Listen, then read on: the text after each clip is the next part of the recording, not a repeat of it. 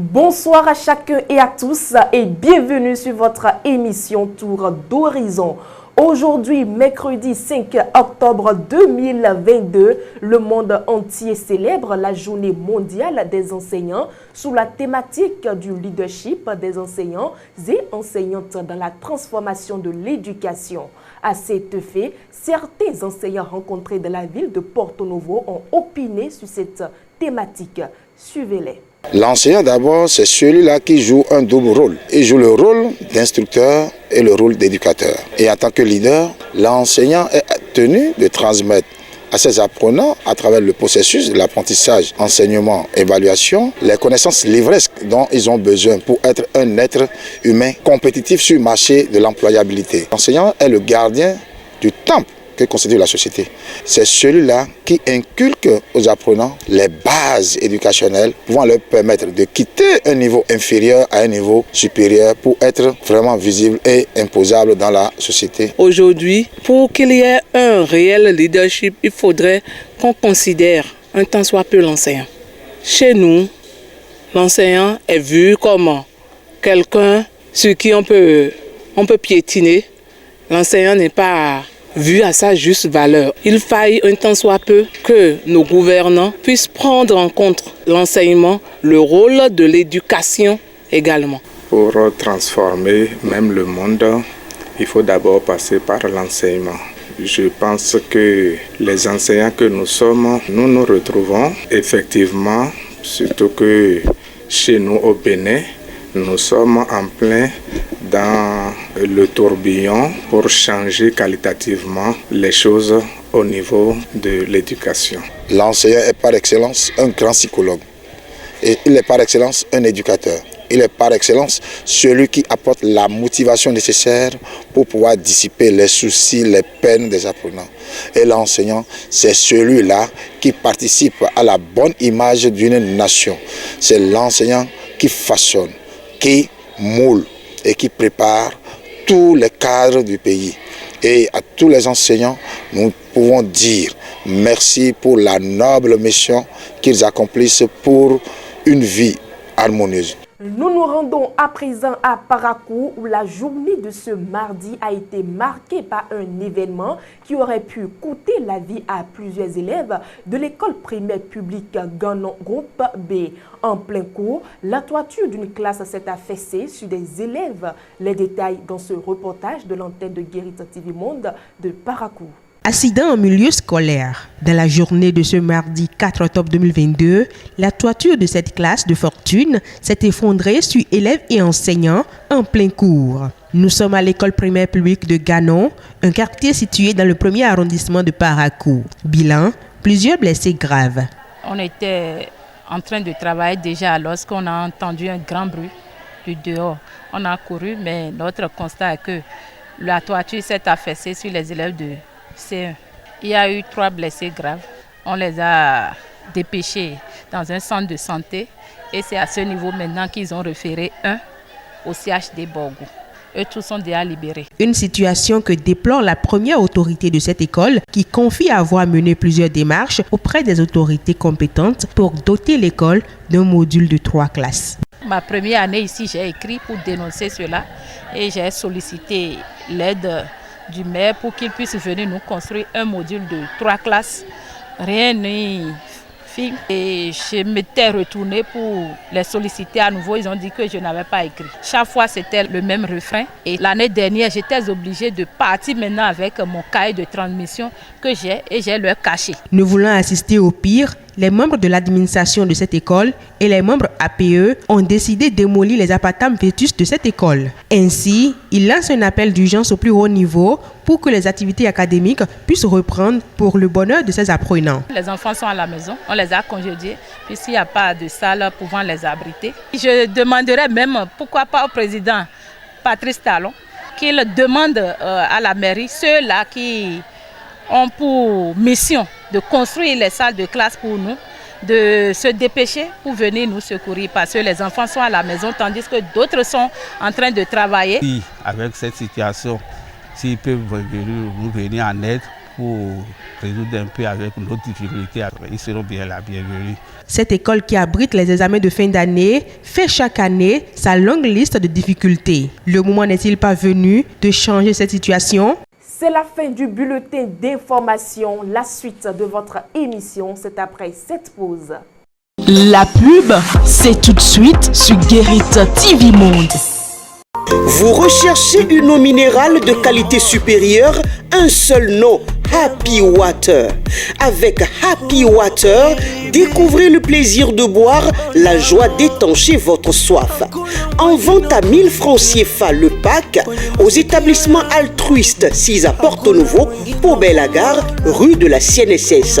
Entrez dans le circuit de vente de l'eau minérale Happy Water en nous contactant au 00229 52 38 36 52. Happy Water, la source de vie. De retour sur ce plateau avec Mas Gaspard Adjamoussi pour la chronique du jour. Resurgence des coups d'État. L'histoire se répète-t-elle sur le continent africain? Depuis quelques années, le continent africain semble avoir renoué avec les coups d'État. Avec la fin de la guerre froide et la démocratisation des régimes africains dans les années 1990, on avait pensé que le continent noir avait définitivement tourné le dos à l'instabilité politique et surtout à la prise de pouvoir par les armes ou par la force. Mais le constat fait depuis quelques années est le retour de la prise de pouvoir justement par les armes ou par la force. Le Mali, la Guinée-Conakry, le Burkina Faso et dans une moindre mesure le Tchad sont des pays qui ont déjà connu la prise de pouvoir donc par les hommes en uniforme. Qu'est-ce qui peut justifier ce retour des hommes en uniforme au premier plan de la chose politique et l'abandon de leurs casernes pour les salons dorés des palais présidentiels? Certains répondront immanquablement que c'est l'échec des civils ou des hommes politiques à opérer de véritables changements dans le sens de l'amélioration de la gouvernance et pour un mieux-être des populations. D'autres argueront que c'est le goût prononcé de certains militaires pour le pouvoir. Une troisième voie cherchera à insinuer que l'Afrique est en passe de redevenir le champ de bataille pour la nouvelle guerre froide entre les deux mêmes blocs qui influençaient autrefois les dirigeants africains. L'un dans l'autre, il est à se demander où se trouve finalement l'intérêt des populations africaines. L'expérience ayant montré à foison que les militaires qui viennent en justicier ou en redresseur de tort, souvent applaudis généralement par le peuple au début, finissent par prendre goût au pouvoir et tombent dans les mêmes travers que ceux qu'ils sont venus remplacer et qu'ils accusaient de tous les torts. Lorsqu'on fait un retour en arrière et que l'on se rend compte de l'effet d'entraînement causé par les premiers coups d'État sur le continent dans les années 1960, il y a des raisons de craindre à nouveau l'effet de contagion que certains militaires d'autres pays ne pensent pas emboîter les pas aux autres. Ceux qui nous dirigent ne doivent-ils pas éviter désormais, par leur comportement, de donner des arguments ou des prétextes aux militaires pour qu'ils abandonnent leurs casernes et s'y mixent dans les affaires politiques? Ces militaires aussi ne doivent-ils pas éviter de trouver des alibis ou des prétextes pour s'inviter dans le débat politique en retournant les armes contre le peuple qu'ils sont censés défendre? Le continent africain, à travers ses filles et ses fils, doit s'éviter ce cercle vicieux, cet éternel recommencement. L'histoire ne doit ni se répéter ni bégayer. Les coups d'État sont d'une autre époque et militaires et acteurs politiques doivent définitivement l'intégrer. Les peuples africains ont aujourd'hui plus besoin de pain et de paix plus que d'autres choses. Et si le retour des militaires au pouvoir ne leur garantit pas cela, à quoi bon? C'était la chronique du jour avec Mas Gaspard Adjamoussi. Mesdames et messieurs, nous recevons à présent Charles Alban Daoui dans le forum de discussion de ce mercredi 5 octobre 2022. Charles Alban Daoui, bonsoir. Bonsoir Latifat, Avec vous, nous revenons sur l'accident scolaire survenu à Parakou, à l'école primaire publique Ganon Groupe B.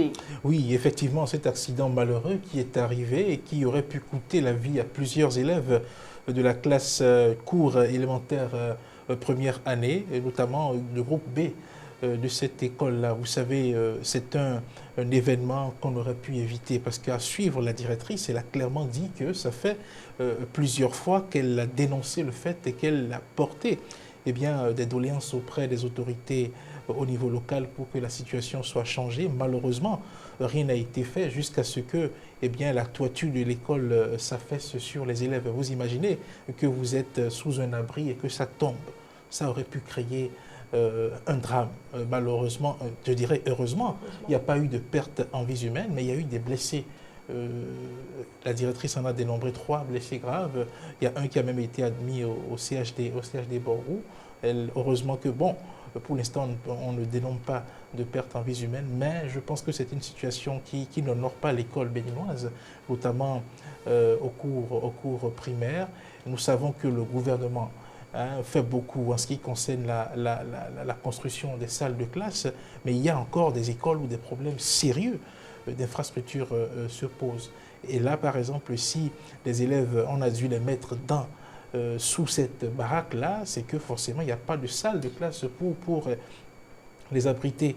Et donc, qu'est-ce que les gens font en la matière pour changer la donne? Aujourd'hui, depuis que la décentralisation est en cours, les communes ont, comment dirais-je, le pouvoir d'intervenir à travers les constructions de salles de classe au niveau du premier. Et là, à Parakou, nous sommes encore là dans une commune à statut particulier. Donc, ça veut dire que la prérogative va même au-delà de l'école primaire.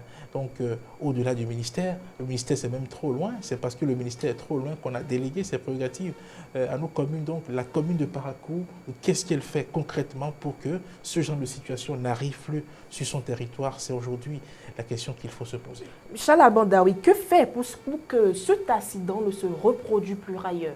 Oui, vous savez, nous sommes là dans une école primaire et ça relève de l'autorité du ministre de l'enseignement primaire. Et ce qu'il faut déjà faire, c'est d'amener les directeurs d'école à recenser dans leurs écoles respectives quels sont les bâtiments qui ne méritent plus d'être utilisés comme salle de classe pour les enfants. Parce que si c'est arrivé à Parakou et que, heureusement, on ne dénombre pas de pertes en vies humaines, c'est sûr qu'il existe d'autres écoles, il existe d'autres structures qui ont des bâtiments qui sont hors d'usage, des bâtiments qui font courir le risque de ce genre d'accident. Donc, si quelque chose doit être fait, premièrement, c'est que le ministre instruise les directeurs d'école pour que les écoles dans lesquelles nous avons des bâtiments qui ne sont pas sécurisés, que l'on enlève les élèves de ce genre de bâtiment. Ensuite, ce qu'il faut faire, c'est construire, s'arranger pour que, là où des problèmes comme ça se posent, on puisse trouver des solutions adéquates. Et c'est pour ça que je disais tout à l'heure que l'enseignement primaire, c'est un domaine de compétence de nos mairies aujourd'hui.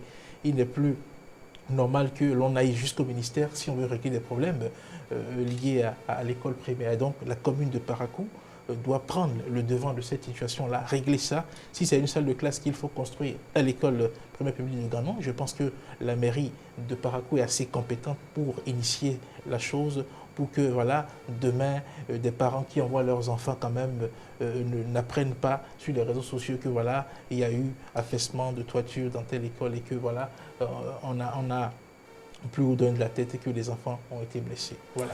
Merci à vous, Charles Alban Daoui. C'est moi qui vous remercie. Fin du forum de discussion de ce mercredi 5 octobre 2022. Passons maintenant à votre rubrique « Quand les temps sont durs, que faites-vous » Quand je n'ai rien, parce que tous les jours ne sont pas les dimanches, quand je n'ai rien, j'essaie de contacter mes amis et il ne faut pas aussi exposer son problème à tous les amis. Avant de mettre un terme à cette émission, voici la vidéo du jour que vous propose la rédaction de Guérit TV Monde.